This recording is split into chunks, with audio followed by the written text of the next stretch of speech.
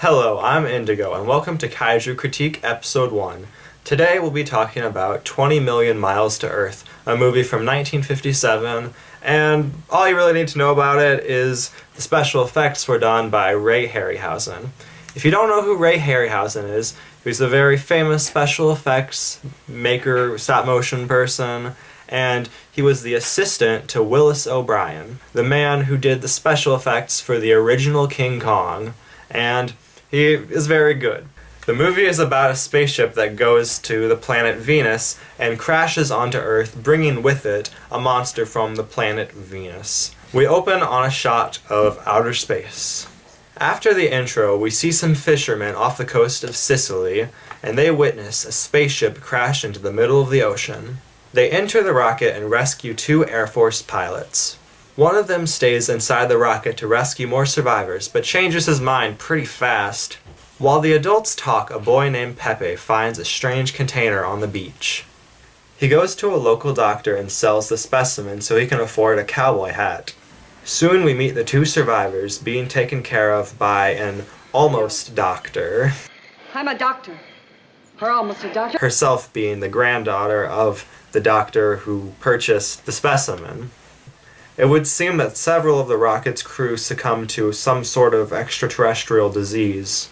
Soon enough, only one of the rocket's crew is still alive. Meanwhile, the almost doctor has returned to the trailer to discover that the space egg has hatched. The creature doubles its size in no time. Soon the Americans arrive to meet their missing astronaut. General McIntosh tells the police commissioner that the rocket has returned from the planet Venus. As if the Americans would actually go to another planet and not stick it to the Soviets. The Americans do some detective work to find the missing specimen. He said he was going to Roma. Well, how will we find him? How will we know him? He drives a truck with the house that follows like a goat. A trailer. Ha ha. Silly Italians. That night, the Venusian creature has grown even larger and escapes its metal cage. It goes on a rampage, attacking several rear projections. Our heroes find it in a barn and attempt to catch it. It should really be noted how amazing Ray Harryhausen's special effects work are. A big problem in several monster films is it really doesn't look like the monster is in the same space as the human actors.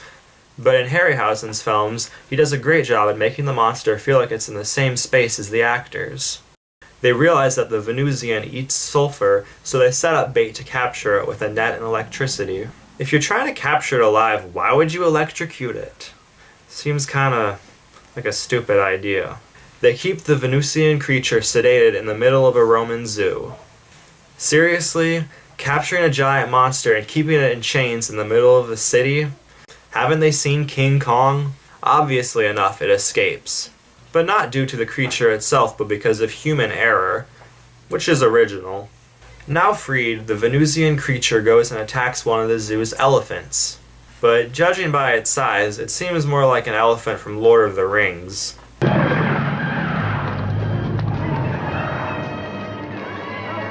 What? You can't kill an elephant! I mean, I've seen so many monster movies, but an elephant? That is going too far. The military chases the creature throughout Rome and ends up fighting it inside the Colosseum, which is a really cool scene. It ends up dying in a fairly tragic way, which isn't uncommon in these kinds of movies. In the end, one of the characters makes a remark. Why is it always so costly for man to move from the present to the future? I feel like it's kind of a throwaway line. I feel like the movie doesn't do enough to hammer in that point, and they're just kind of trying to give the movie a theme at the end. So, in the end, I thought it was a pretty good movie. The special effects were great, obviously. The monster was very unique.